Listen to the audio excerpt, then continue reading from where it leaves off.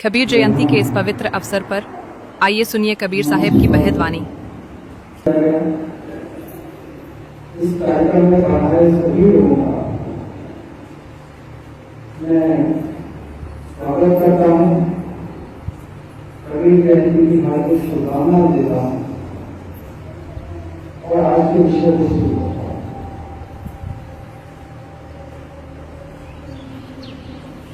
कबीर साहब को भारत में तो हर कोई जानता ही जानता है, लेकिन भारत के बाहर भी समूचे विश्व में कबीर को जाना जाता है। ये बात अलग है कि कुछ लोग कबीर साहब को कवि के रूप में जानते हैं, कुछ लोग कबीर को एक समाज सुधारक के रूप में जानते हैं। कबीर साहब का एक और पहलू है, समाज में चली आ रही कुरीतियों का, कर्मकांडों का, आडंबरों का जो विरोध जिस प्रखरता के साथ कबीर साहब ने किया,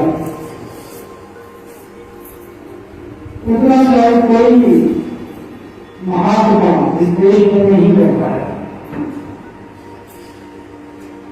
कबीर साहब जैसा कि बताया, ईस्वी सन 1398 से लेकर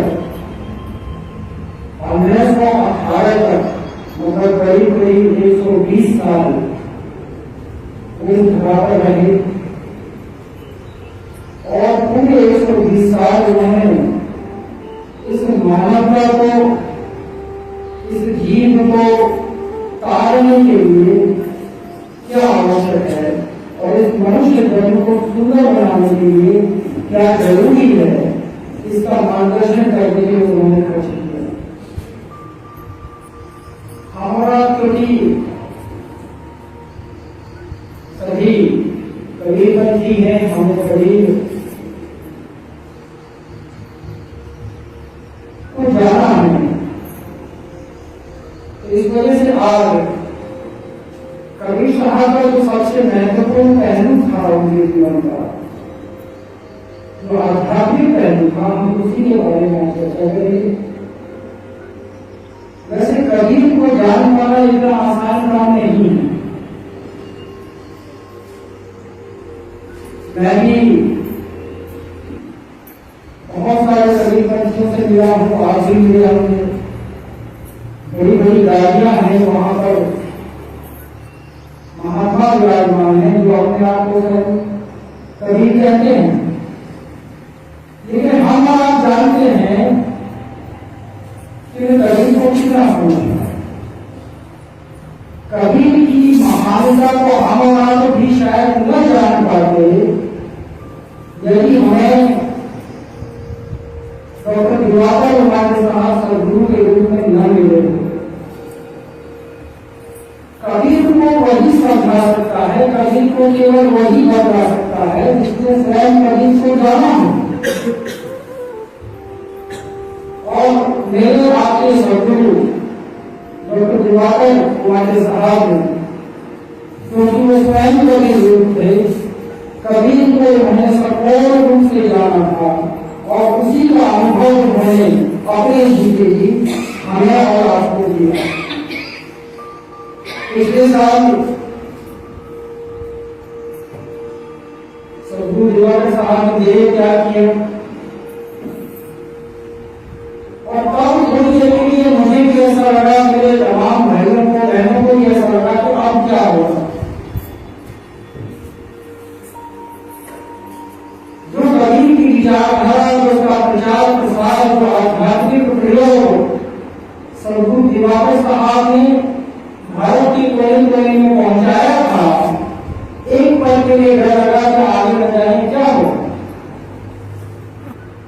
लेकिन हम सबकी गुरु माता आदरणीय प्रभावती कुमारी जी ने ये जिम्मेदारी स्वीकारी और तब मन से उदाहरण मिला, तब एक आश्वासन मिला, एक विश्वास आया कि नहीं, ये कार्य जो सब दिवाकर साहब ने शुरू किया था, कभी को जानने का, कभी को घर तक पहुंचाने का, वो माता के मार्गदर्शन में आगे भी चलता रहेगा। कबीर साहब के विषय में काफी कुछ कहा गया। कबीर साहब जब इस मानव समाज को देखते थे, वो केवल मानव के रूप में नहीं देखते थे। मानव को देखने का दृष्टिकोण उनका न्यारा था, अलग था।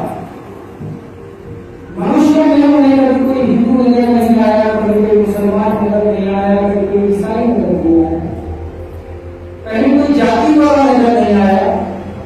उनके हिसाब से परमात्मा ने यदि हमें मनुष्य बनाकर के भेजा है, तो उसके बनाए हुए मनुष्यों में भेदभाव करने का अधिकार हमको किसने दिया?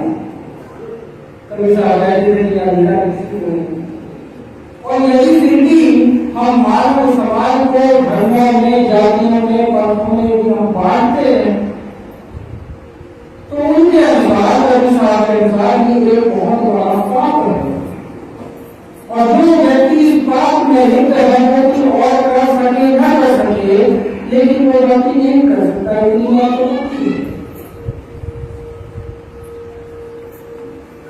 मनुष्य जन्म का महत्व समझाते हुए कहते हैं कि मनुष्य जन्म को दियो भजने को सतनाम, कहे कभी निषेधो नहीं लगे और भी काम। हमारा अपने बच्चों को समझा दे कि मनुष्य जन्म मिला है, ये भी करना है, वो भी करना है, डॉक्टर भी बनना है, इंजीनियर भी बनना है, सफल भी होना है, मगर वो लक्ष्य अलग अलग है हर एक के। लेकिन संतों की बात करें, संत शिरोमणि कबीर साहब की बात करें, तो उनके अनुसार मनुष्य का केवल एकमात्र लक्ष्य है मनुष्य जन्म को दियो भजने को सतनाम। यदि इस काम से फुर्सत मिले तो फिर दूसरे सारे काम करने में कोई दिक्कत नहीं है, लेकिन दूसरे काम सब करते हुए कहीं ये काम पीछे छूट जाए तो इसका मतलब ये हुआ कि मनुष्य जन्म मिलेगा। और जैसा अभी मेरे भाइयों ने बताया, बहन ने बताया कि 4 राशियों में भटकने के बाद, सारे दुखों को सहने के बाद, सौभाग्य से, परमात्मा की कृपा से, परमात्मा की करुणा से हमें ये मनुष्य जन्म मिलता है। इस बहुत दुख भोग लिए, अब तुझे मौका है, तू चाहे तो अपने आप को आजाद कर ले, तू चाहे तो अपने आप को मुक्त कर ले। ये मौका मिलने के बाद में भी यदि मनुष्य इसे गवा दे तो फिर मुझे बताइए उसके लिए कहीं कोई माफी है? परमात्मा के दरबार में ऐसी कोई माफी नहीं। परमात्मा ने सीधा आदेश है, तुझे मौका दिया था, तुमने गवाया, दोबारा मौका तो किसको से मांग रहा है? और सही बात है, हम और आप भी यदि ये जन्म लगाते हैं तो हमें दोबारा मनुष्य जन्म मिले, ऐसी जिद हम नहीं कर पाएंगे। और ऐसी जिद हम कर भी लें तो उसे कोई पूरा करने वाला कोई परमात्मा बैठा नहीं। तो मनुष्य जन्म अनमोल है, मिले न दूसरी बार। हम कहते हैं चलो मरेंगे तो क्या होगा, मरने के बाद दोबारा करना हो जाएगा, ऐसा नहीं है, दोबारा पैदा होंगे, लेकिन मनुष्य जन्म मिलेगा। कबीर साहब ने तो मना किया, उन्होंने कहा कि मिलेगा दूसरी बार, दोबारा नहीं मिलता। अब हम और आप कबीर साहब से ज्यादा समझदार हो तो आगे है, लेकिन कबीर के जैसा महात्मा इस संसार की दूसरा हुआ नहीं। और वो महात्मा जो कहता है कि मिलेगा दूसरी बार, तो हमें अगर गलती करने के बाद में सुधारने वालों को बार बार मौका यदि मिलता रहे तो मनुष्य कभी गलती सुधारेगा नहीं। लेकिन क्योंकि वो मौका मिलता नहीं, इस वजह से गलती सुधारनी ही पड़ेगी, इसके अलावा दूसरा कोई पड़ेगा। हमारे विश्वास पर कथा कहानियों से भरे पड़े, वो कथा कहानियां हमारे आपके काम की न भी हो, लेकिन उनमें एक बड़ी अच्छी बात जो मुझे पसंद आती है, वो कहते हैं क्या आदमी पुण्य करता है तो स्वर्ग मिल जाता है, लेकिन स्वर्ग में गया हुआ व्यक्ति कोई परमानेंटली वहां नहीं रहता। शास्त्र कहते हैं कि जब वहां से पुण्य खत्म हो जाते हैं, जब भोग दिए जाते हैं, तो उसको लौट करके दोबारा इस धरती पर ही आना पड़ता है, इस मृत्यु में ही आना पड़ता है। कहने का मतलब यदि आजाद होना है, यदि मुक्त होना है, तो देवता भी इस मनुष्य जन्म के लिए प्रवर्तते हैं। क्योंकि वो जो छलांग लगाई है ना भक्त से भगवान बनने की, नर से नारायण बनने की जो छलांग लगाई है, वो मौका केवल और केवल इस मनुष्य जन्म में ही उपलब्ध है। कोई देवता कितनी भी बड़ी छलांग लगाए, वो स्वयं परमात्मा नहीं कर सकता। ऐसा करने के लिए उसे मनुष्य जन्म में आना है। और इसीलिए ने कहा है कि नर की पशु की मौत पहनिया मतलब जूते चप्पल जो हम मनाते हैं वो पहनते हैं, पशु की मौत पहनिया, लेकिन नर का कछु ना हो। लेकिन नर जो कर्मी करे तो नर का नारायण हो। वैसे तो इस मनुष्य जन्म, इस मनुष्य शरीर, इसका महत्व ये तब तक नहीं जब तक हम आप जीवित हैं। एक बार हम मर गए, सांस निकल गई, प्राण चले गए, उसके बाद में ये शरीर किसी भी काम का नहीं है। इसके तो जूते चप्पल नहीं बन सकते, इसलिए कहते हैं पशु की हो पहना, लेकिन नर का कछु न हो। इसलिए आज के अगर आप देखो तो मनुष्य तो उन जानवरों से भी गया गुजरा है। वो जानवर मरने के बाद में भी कम से कम किसी न किसी काम में आता है, मनुष्य का तो कोई उपयोग नहीं। ठीक है, उपयोग नहीं है, लेकिन एक दूसरी संधि, एक दूसरा मौका इसके सामने दिया भगवान ने। वो कहता है कि लेकिन नर जो करनी करे तो नर का नारायण हो। अगर ये करनी करे तो फिर ये नर से नारायण बन सकता है। सवाल हमारे और आपके सामने केवल इतना सा है कि करनी कौन सी है? क्या वो करनी हमने सीखी? क्या हम वो करनी कर रहे हैं? क्या मंदिरों में जाकर के घंटा बजाना इसको आप करनी कहोगे? और जो लोग बजा बजा करके गुजर गए, क्या वो सच में मुक्त हुए? नहीं। तो इसीलिए सदगुरु चाहिए। सदगुरु आपको वो करनी सिखलाता है कि क्या करना है, जिसके द्वारा आप नर से नारायण बन सके। सदगुरु और किसी काम का नहीं है, सदगुरु इस व्यवहार में काम का नहीं है, वो आपके 10-20 साल बढ़ाने वाला नहीं है। जो हम जाते हैं जाते हैं उसके बाद जो हम सुनते हैं ना, आदमी बहुत बीमार था, डॉक्टर ने जवाब दे दिया था, वो महात्मा के पास गया, वो महात्मा ने अपने कोटे में से उसको 10 साल बढ़ा दिए।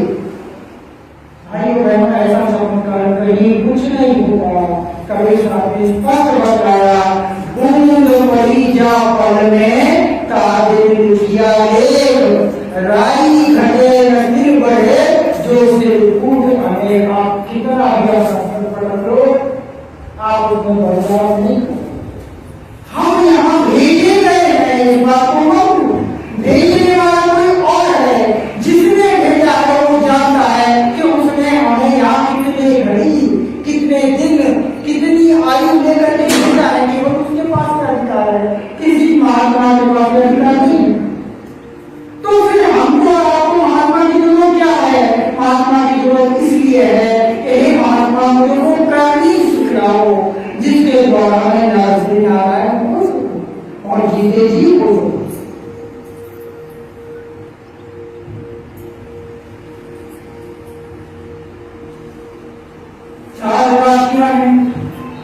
गंधक पीतक ऊष्मा उसमें अनगिनत जीव है, आप गिन नहीं सकते। विज्ञान की अगर गिन नहीं पाया है, हम बोलते हैं 84 लाख।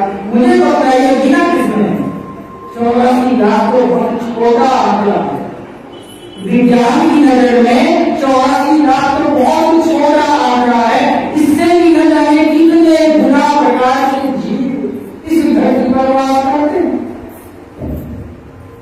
और यदि इन जीवों में क्रम विकास होते होते सीढ़ी चढ़ते चढ़ते सब कुछ भोगते भोगते परमात्मा की करुणा से कृपा से आज हम यहाँ बैठे हैं, तो हम महात्मा से सवाल कर सकते हैं। आपने किसी जानवर को, किसी जीव को महात्मा की शरण में जाकर में देखा कि महात्मा की मेरे अंदर बहुत इच्छा है, परमात्मा को देखना चाहता हूँ, मुझे सत्संग करना है, मुझे सिखाइए। परमात्मा है, उसे मुझे ढूंढना है, ये भाव भी केवल हम जब मनुष्य हैं तब ही आता है। दूसरे योनियों में ये सुविधा नहीं है। सौभाग्य से हमारा सभी मानव मनुष्य जन्म को मिल गया, अब दूसरे पहलू पर बात करते हैं। ये कितने दिन के लिए मिला? क्या ये अनिश्चित काल के लिए मिला है? नहीं। अगर अनिश्चित काल के लिए मिला होगा फिर तो शायद भक्ति करने की भी कोई जरूरत न होती, फिर डरना कितना है। आदमी देखो डरता नहीं है, भक्ति भी करता है। हमारे साथ कहा करते थे मराठी में कि 90% जनता ही भीति को ही भक्ति कर सकते, क्योंकि 90% जनता जब अही भीति लेकिन कभी असेल की मान्याची भीति, ये मानने का डर, कहीं ये डर ना होता तो इस दुनिया में यकीन मानो कोई भक्ति नहीं करता, कोई भगवान को मानता नहीं, कोई उसको पूछता भी नहीं, कोई उसको पूछता भी नहीं। तो ये डर ये किस चीज का है? ये उस मृत्यु का है। जीवन को मिला है, हम उसको उपभोग भी कर रहे हैं, लेकिन मन में ये जो तलवार लगी रहती है कि पता नहीं कब वो घड़ी कब आ जाए मौत। और कई साहब कहते हैं कि इसका हिसाब किताब परमात्मा ने किसी को दिया नहीं। अगर मुझे पता चल जाए कि मुझे कल जाना है, देखो परमात्मा की कला, मान लो मुझे ज्ञान दे देगा कि भाई तू गया है और तुझे 10 साल जीना है, उसके बाद तुझे लौटना है। मान लो वो मुझे कह देता है कि डॉक्टर तुझे 7 साल के लिए भेजा है, अब कितना हो गया? 5 साल, बच्चे कितने? 2।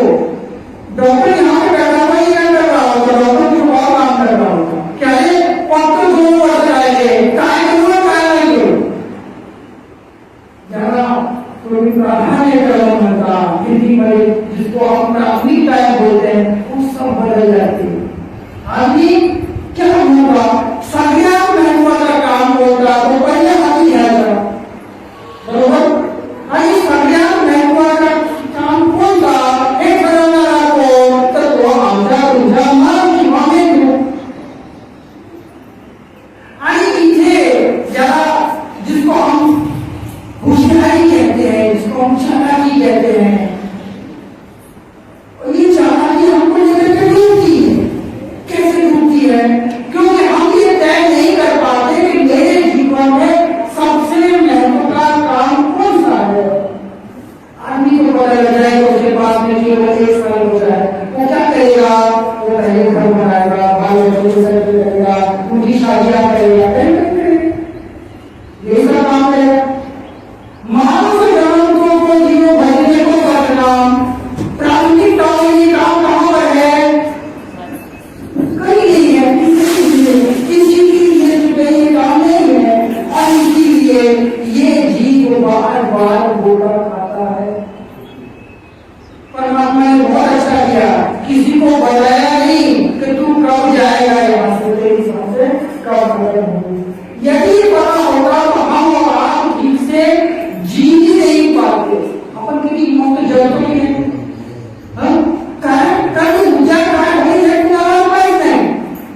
ऊर्जा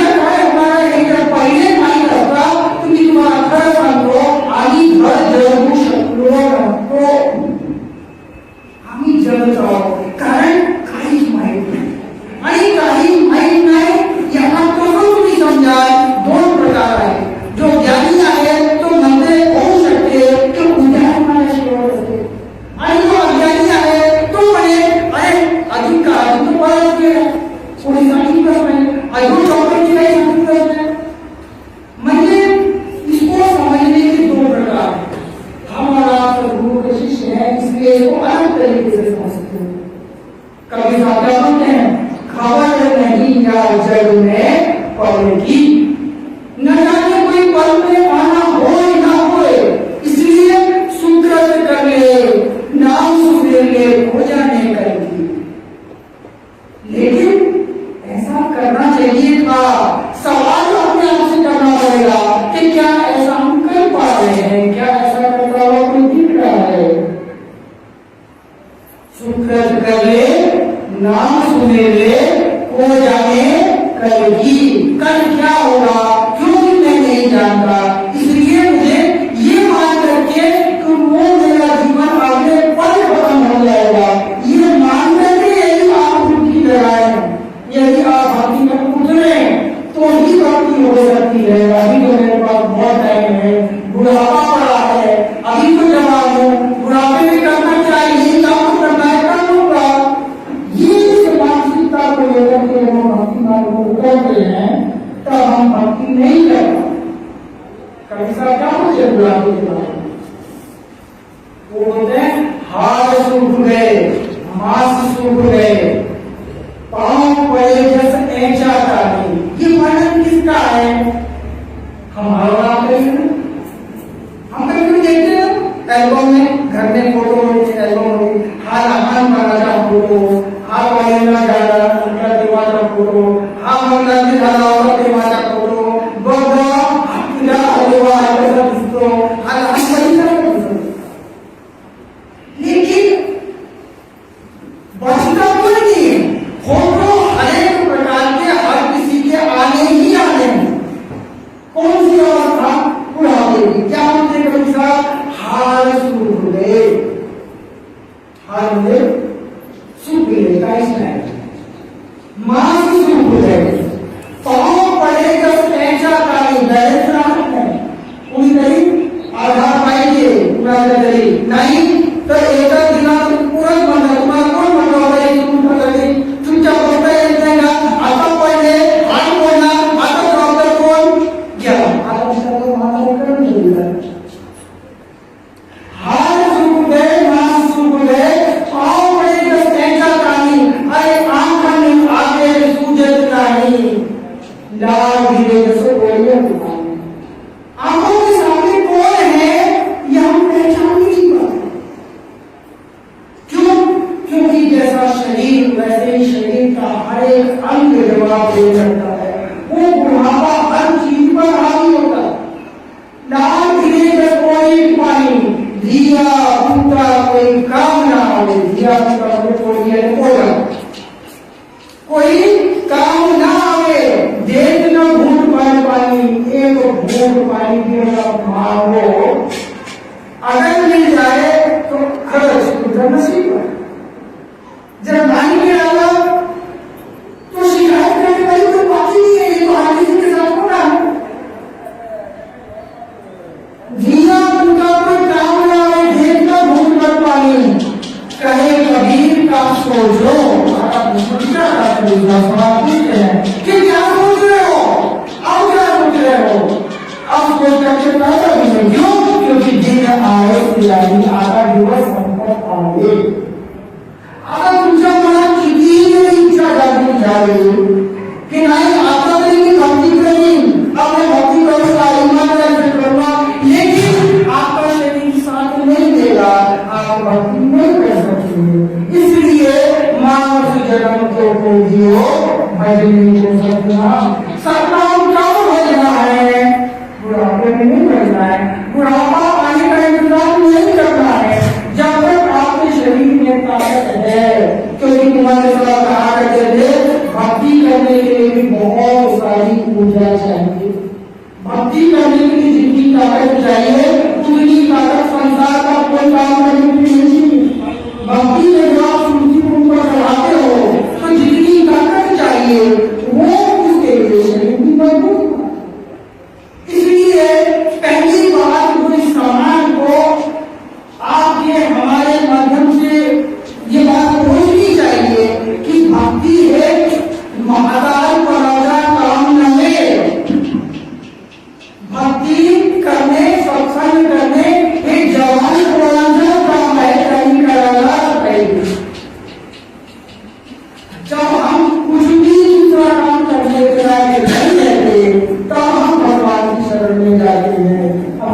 मिलने लगता है।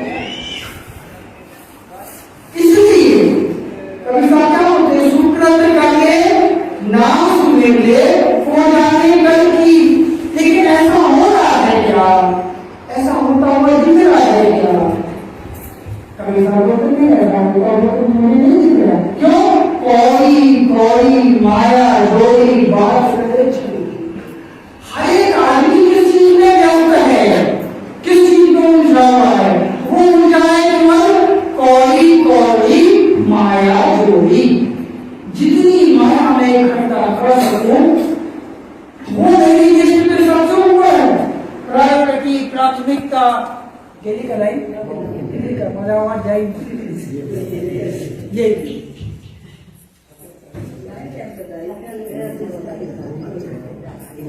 लाई नाही म्हणत असेल असा कसं बोलते थे लोग, मी दाखवते। तो कबीर साहब क्या कह रहे हैं कि सुकृत कर ले, नाम सुमिर ले। ये तो उन्होंने बताया कि ऐसा कर, लेकिन ऐसा होता हुआ तो नजर नहीं आ रहा। क्या हो रहा है?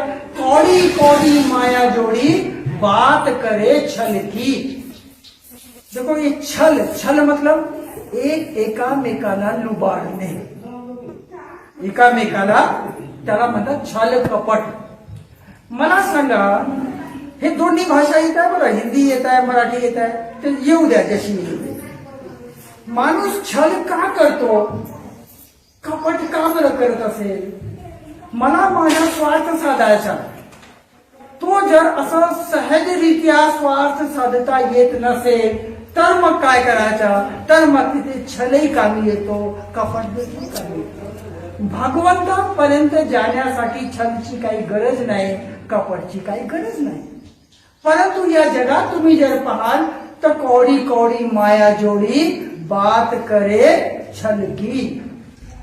कारण छल केल्याशिवाय ही माया धड येतही नाही आपल्याजवळ। एखादा व्यापारी आहे, त्याला वस्तू विकायची आहे एखादा, आता तो जर छल करणार नाही, खोटं सांगणार नाही, तर 2 पैसे जास्तीचे कसे मिळतील मला सांगा? म्हणजे बघा, माया पाहिजे, छल करणं आवश्यक आहे या जगात, कारण कॉम्पिटिशन वाढलेलं आहे। जर तुम्ही छल केले नाही तर तुमच्या बाजूवाला दुकानदार छल करून तुम्हाला मागे टाकून देईल। ठीक आहे? आणि हाच धोरण आपण लावला भक्ती मार्गामध्ये की व्यवहारात छल आणि कपट खूप कामाचे आहे, तर निश्चितच सत्संगामध्ये हे नक्कीच कामाचा असला पाहिजे। जनतेला कळलं की नाही कळलं मला माहित नाही, पण महात्म्यांनी हे खूप लवकर समजून घेतलं। आणि तुम्ही पहा, जेवढे आश्रम आहेत मोठे मोठे, तिथे छल आणि कपट हे सर्रास सुरू आहे। तिथे सगळं काही साधता येते, माया मिळवता येते, लोकांनी मिळवलेली आहे, परंतु भगवंत कोणालाही मिळालेला नाही। आणि शेवटी कमवून काय कमवलं? कबीर साहब क्या बोलते हैं? कबीर साहब बोलते हैं, संग चले सोई धन है संतो, छूट जाए सोई माया। आता जो कमाया, छल करके कमाया, ईमानदारी से कमाया, आपका भगवान आपको जाए, लेकिन कमाया बात सही है। सवाल ये है कि अपने आप से पूछना पड़ेगा कि मैंने जो कमाया क्या उसको मैं साथ में लेकर के जा सकता हूं? जर उत्तर नाही असं येत असेल तर समजून घ्या, तो कमावलेला तुम्ही त्याला कितीही धन धन धन म्हणत राहा, तो खरं म्हणजे धन नव्हे। अरे ज्याला सोबत नेताही येत नाही त्याला धन म्हणायचं तरी कसं मला सांगा? आणि जर तुम्ही म्हणत असाल त्याला धन, तर आम्ही मूर्ख आहोत, आम्ही भक्ती जाणलेली नाही। संग चले सोई धन है संतो, छूट जाए सोई माया।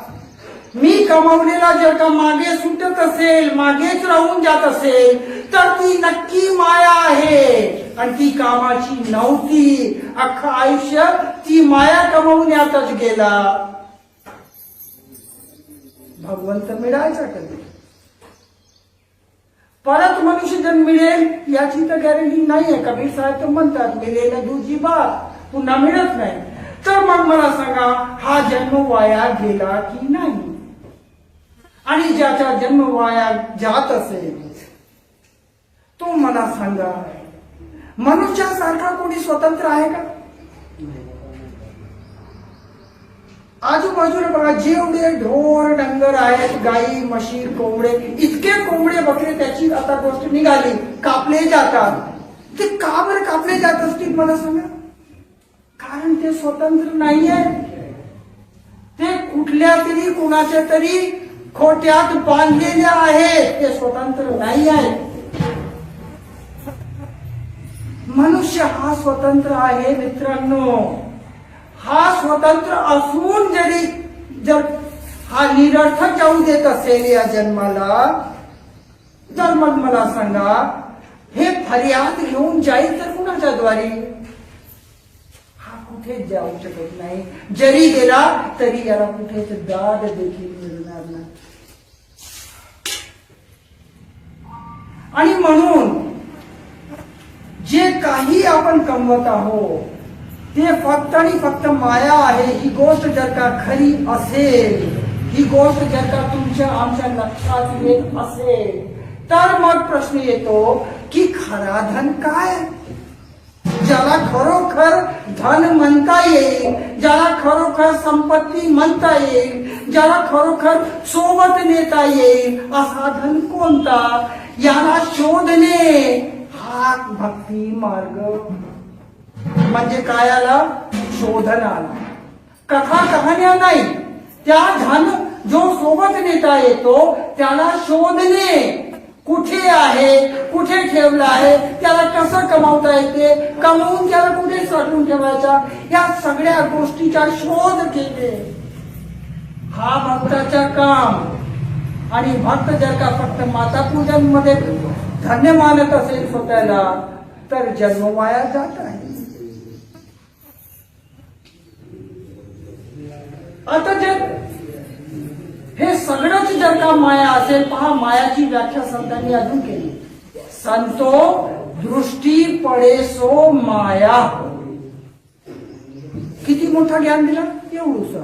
संतो दृष्टी पडे सो माया. जी जी वस्तू तुमच्या दृष्टीमध्ये येत आहे किंवा तुमची दृष्टी ज्या काही वस्तूवर पडत असेल, समजून घ्या ती माया आहे. तुमची दृष्टी मी समोर बसून आहो, माझ्या शरीरावर माझ्या देहावर पडत आहे ना, समजून घ्या हे देखील माया आहे. का? सोबत नेता येते का? नाही. म्हणून हे फक्त आणि फक्त माया, धन नाहीये. आता जर माझ्या तुमचा देह, माझ्या तुमच्या शरीर हेच जर का माया असेल, हेच जर का सोबत नेता येत नसेल, तर मग मला सांगा दुसरी कुठल्या गोष्टीसाठी तुम्ही गुंतवला? आणि म्हणून तो धन कोणता याचा शोध घेणे. आणि तो धन कबीर साहेबांनी सांगितला, तो फक्त आणि फक्त तुमच्या परमात्मा आहे. कबीरांनी त्याला कुठलाच नाव दिलं नाही. त्याला रामही म्हटलं नाही, त्याला कृष्णही म्हटलं नाही. नाव दिल्याबरोबर गैरसमज तयार होतो. माणूस कल्पना करायला लागतो. त्यांनी कल्पना करू नये, त्याचा शोध घ्यावा. म्हणून त्यांनी भगवंताला फक्त भगवंतच म्हटलं, सतनाम म्हटलं. कुठल्याही व्यक्तीचं नाव त्याला दिलं नाही. तो कसा आहे? वह तो अचल अलेख एक है. पहा, या जगात सर्वात मोठा धन, सर्वात मोठी दौलत ती कशी आहे ते सांगत आहे. वह तो अचल. अचल म्हणजे इकडून तिकडे जात नाही. आज सकाळी मी मूडला होतो, आता दुपारी मी पेंबाडला, सायंकाळवरून परत मूडला जाईल. मी देव असू शकतो का? नाही, कारण की मी चलायमान आहो. कबीर साहेब परमात्म्याबद्दल बोलतात, वह तो अचल है, आवे न जाए, मरे ना जीवे, सबसे रहत न्यारा. त्याला कुठेच जायची गरज नाही. कारण हे जे काही तुम्हाला दिसत आहे, अख्खी निर्मिती हे त्याच्यातच आहे. हे काऊन विसरता तुम्ही? तो जाईल तरी कुठे? ज्ञानासाठी जागा पाहिजे. आणि जागा कुठे आहे? या निर्मितीमध्ये आहे. त्यांनीच बनवलेली आहे. ही निर्मिती त्यांनी त्यातच बनवलेली आहे. वह तो अचल अलेख म्हटला आहे. अलेख म्हणजे अलख, जो या दृष्टीने दिसत नाही. या दृष्टीने फक्त आणि फक्त माया दिसते. कुणालाही या डोळ्यांनी भगवंत दिसला नाही. आणि म्हणून कबीरांनी देखील त्याला अलेख म्हटलं. बाकीचे महात्मे जे झाले त्यांनी देखील त्याला अलख म्हटलं. वह तो अचल अलेख आणि एक है, दोन चार नाही. कबीराच्या मनात या बाबतीत कुठलीच शंका नव्हती की भगवंत एक आहे की दोन आहे की 10 आहे की 20 नाही. आपल्या शास्त्रांमध्ये 33 कोटी बनवून टाकले, प्रत्येकाला एक एक देऊन टाकला, वाटप केल्यासारखं नाही. या सर्व कल्पनेतून तयार झालेल्या आहेत. ज्यांनी शोधन केलं, ज्यांनी त्याला बघितलं, त्यांनी छाती ठोकून सांगितलं की तो 2-4 नव्हे, वह तो अचल अलेख एक है. आणि तो खरोखर जर का एक असेल तर मग आम्ही 2 वेगवेगळे कसे झालो? कधी विचार करून बघा. एका बापाचे 2 मुलं हे सख्खेच असतील की नाही? हे चुलत कसे राहू शकतात? राहू शकतात का? नाही. आमचा परमात्मा जर का एक असेल तर मग हा जो मनुष्य समाज याला ज्या वेगवेगळ्या धर्मामध्ये, पंथामध्ये, जातीयांमध्ये याला अलग करण्यात आला, हे चाल कुणाची होती? ज्याची होती मित्रांनो, तो धार्मिक माणूस अजिबात असू शकत नाही.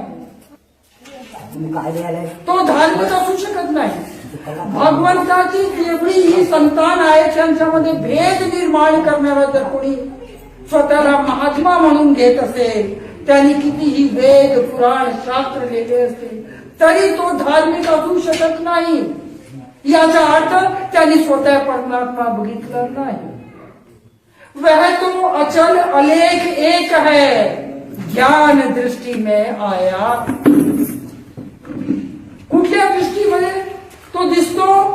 ज्ञान दृष्टीमध्ये आया. म्हणजे ज्यांनी भगवंताला बघितलं त्यांनी ज्ञान दृष्टीनीच बघितलं. या साध्या दृष्टीने त्याला बघता येत नाही. आणि हीच अडचण महात्म्या लोकांची झाली. त्यांच्या स्वतःकडे ज्ञान दृष्टी नव्हती, दुसऱ्यांना देण्याची ती कलाही माहीत नव्हती. आता जेव्हा भक्त येतो समोर आणि म्हणतो की महाराज मला परमेश्वराचे दर्शन करायचे आहे, तर महाराज मला सांगा काय करेल, त्याची गोची होईल की नाही होईल. म्हणून त्याची हुशारी ही कामी येते. तो काय करतो? तो एक दगडाची मूर्ती बनवतो आणि त्या भक्ताच्या मस्तकी मारतो.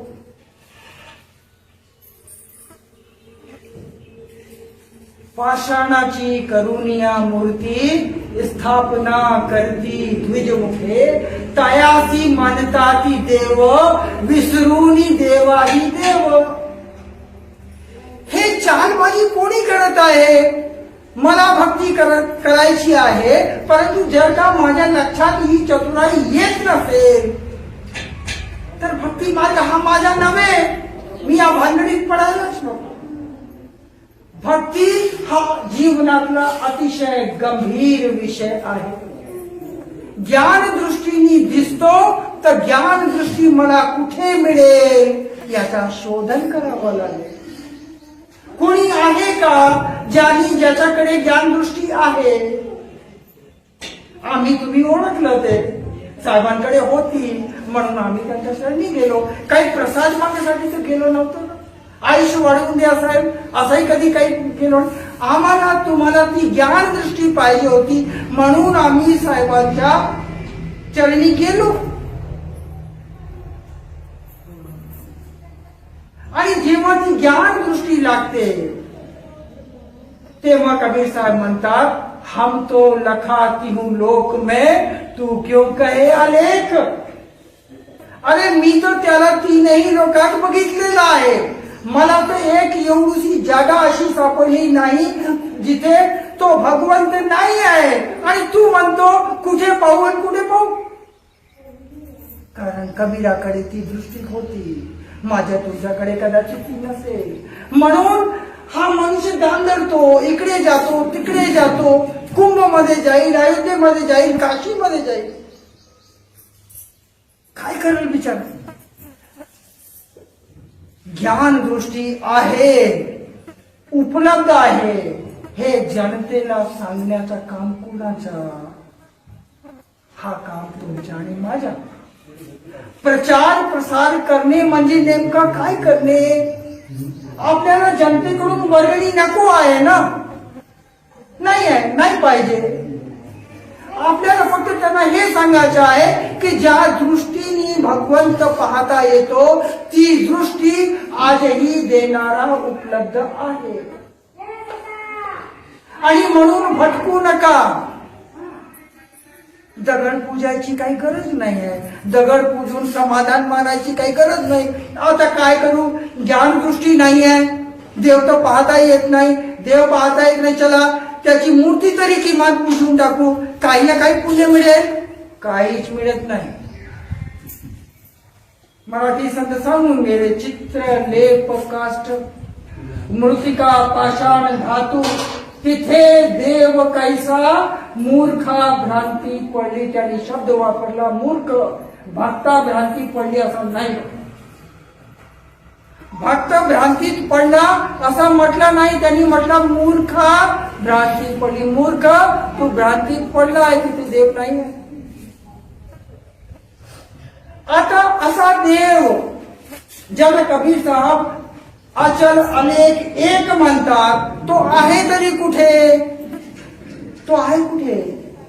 साहेब सांगतात, सब घट मेरा साईया सुनी सेज नकोय. प्रत्येक घटात माझा साई, माझा भगवंत विराजमान आहे. जो कोंबडा मी कापतो, जो बकरा मी कापतो, त्याच्यात देखील माझा साई आहे.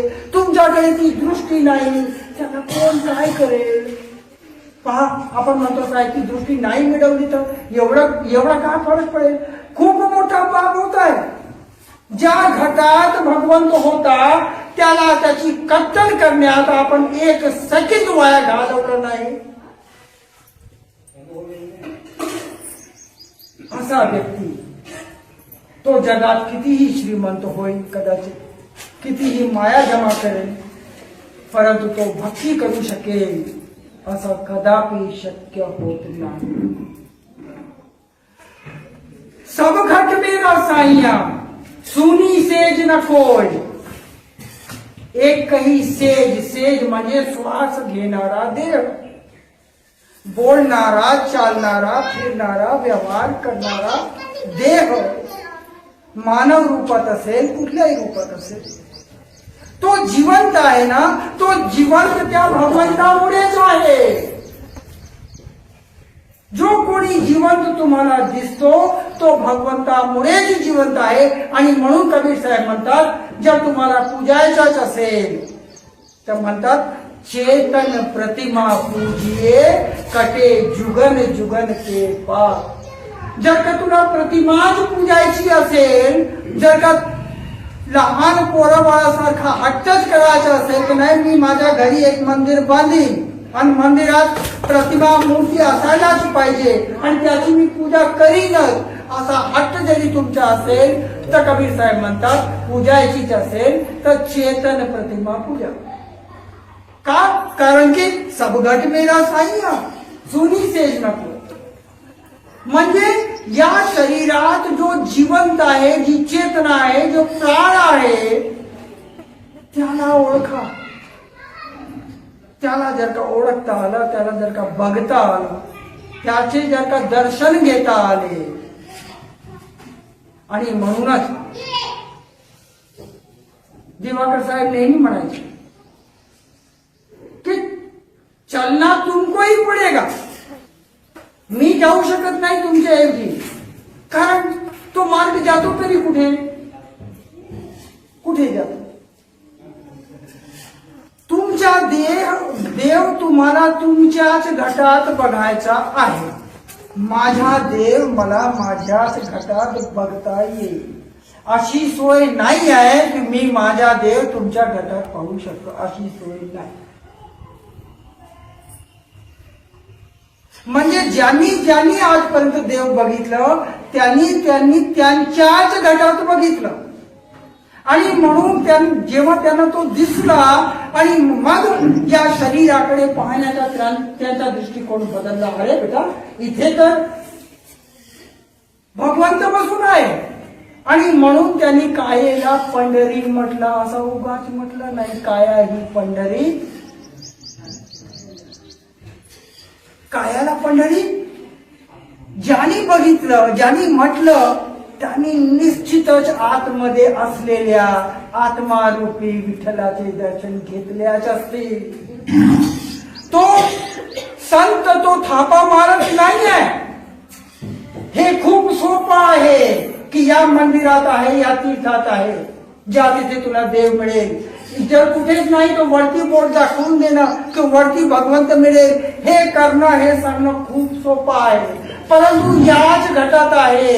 हा देह काया ही पंढरी आहे हे बोलण्यासाठी खूप आत्मविश्वास लागतो.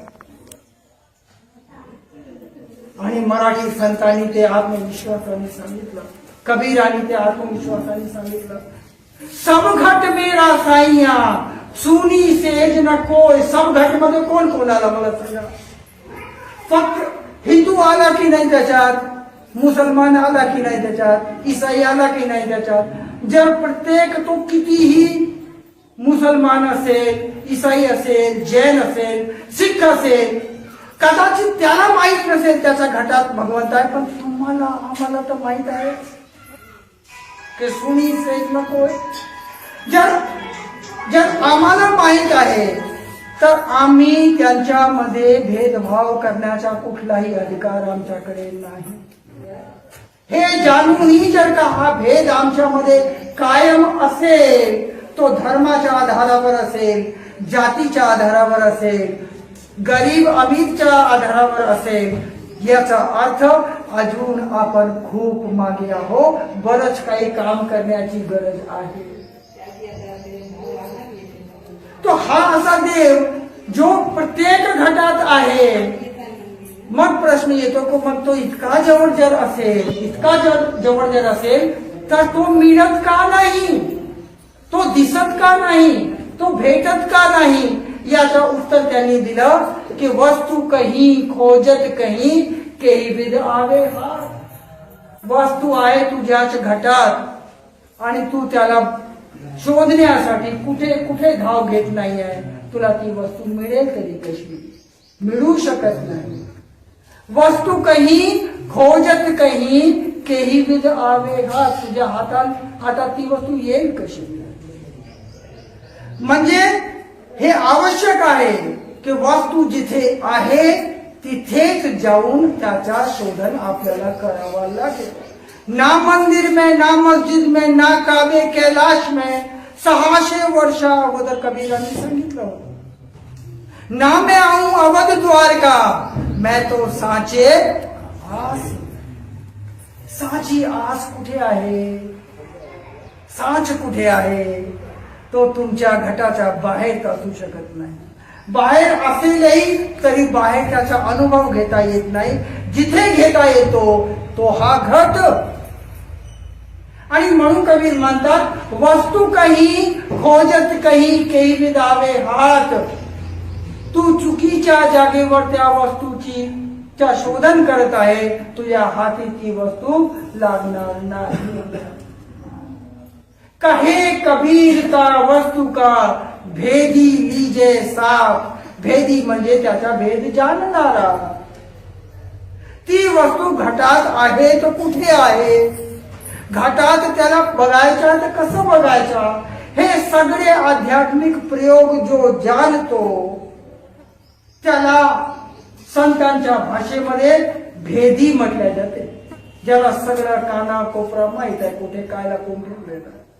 कवी साहेब पहा एका जागेवर म्हणतात लाल लाल सबकी गठरी है लाल, पर खोलने की याद नाही ताते भय कंगाल. कंगाल म्हणजे आपण या जगात कुणाला म्हणतो? ज्याच्याकडे घर नाही, दार नाही, पैसा वारका नाही, त्याला आपण काय म्हणू? कंगाल.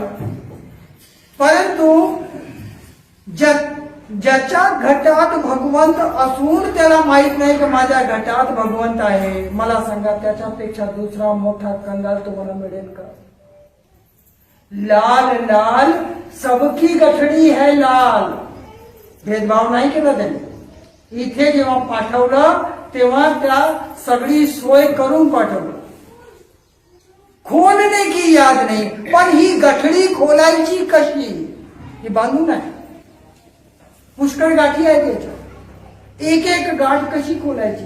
पहिला प्रयोग, दुसरा प्रयोग, हे प्रयोग त्याच्यासाठी तर पाहिजे तर हे गाठ खोलण्यासाठी. कारण गठडी तुम्ही कोणाला म्हणता? जुन्या काळात आजच्यासारखे बॅग आणि सुटकेस राहत नव्हते. आपण मोठा एक चादर घेत होतो, कपडे बांधले की इकडून अशी बांधायची, तिकडून तशी जाय, त्याला डोक्यावर मांडलं की चालला, त्याला म्हणायचे गठडी. उत्तर भारताची भाषा गठडी. लाल लाल सबकी गठडी आहे लाल. ती गठडी बघून असं वाटते का आता खरंच कंगाल आहे. काय असेल याच्याकडे? साधा बॅगही नाही, साधा सुटकेसही नाही. अरे पण त्या गठडीत काय काय आहे? तू खोलशील तेव्हा कळेल. प्रश्न असा, खोलता येतो का? ती कला माहीत आहे का? ही कला माहीत करून घेणे हीच खरी भक्ती. भेदी लिया साथ में, तो भेदी गाठ खोलणारा त्या गठडीची. मी माझ्या गठडीची गाठ खोलली, तुमच्या कामी येईल का? नाही, कारण माझ्या गटामध्ये तुम्हाला पाहता येत नाही. तुम्हाला देखील तुमची या गठडीची गाठ खोलावी लागेल. पहा किती सुंदर प्रयोग आहे. तर ती गाठ कशी खोलायची आहे?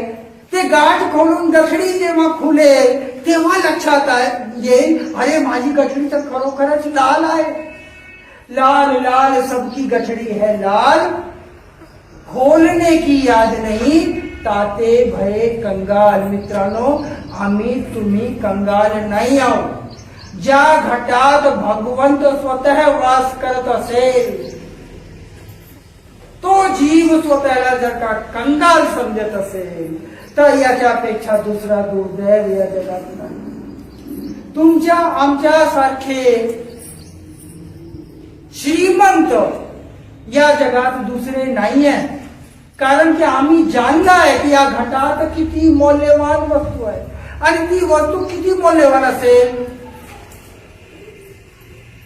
पारसच्या उदाहरण माहिती तुम्हाला? जुन्या काळात कथा कहाण्या सांगायचे. पारस एक पत्थर असायचा गोटा.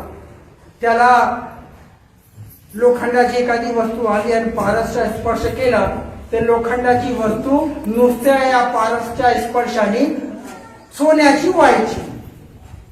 म्हणजे एवढी कला या पारसच्या अंगी होती आहे, अशा कथा कहाण्या सांगतात. परंतु कबीर साहेब म्हणतात की हे पारस है कच्चा. अरे तू असली पारस तर तू अजून जाणलंच नाही. ज्या पारसला तू शोधासाठी जगभर फिरत आहे तो जर तुला मिळाला तरी काय करशील? लोखंडाला सोन्यात रूपांतरण करशील. परंतु सोन्यासोबत नेता येतो का? नाही. म्हणजे ती माया आहे, तो धर्म नाही. म्हणजे जिससे लोहा सोना भया सो पारस है कच्चा. ज्याच्यानी लोखंड हा सोना बनतो तो पारस कच्चा आहे. खरा पारस कोणता? सद्गुरूला पारस म्हणतात. का? कारण की तो भगवंत फक्त दाखवत नाही, तुम्हाला भगवंत सम बनवतो. गुरु गोविंद दो खडे काके लागू पाय. हा प्रश्न का बरं आला असेल? कधी विचार करायला?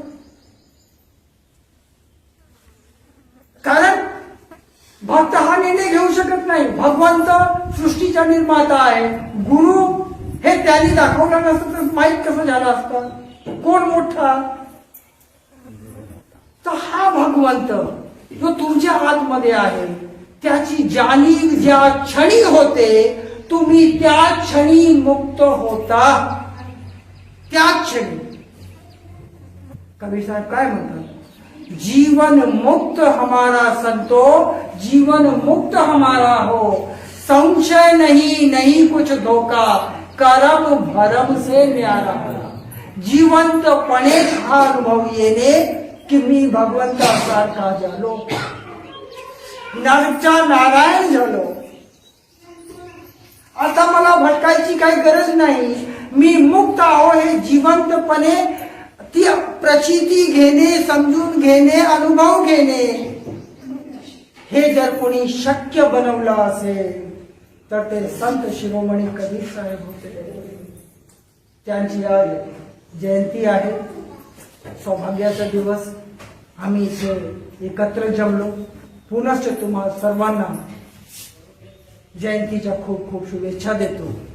आणि कबीराला जनमानसात जिवंत ठेवणे, प्रयोगाद्वारे, वाणीद्वारे, अनुभवाद्वारे, हे आमची तुमची सर्वांची सामूहिक जबाबदारी आहे. बोलिए सद्गुरु.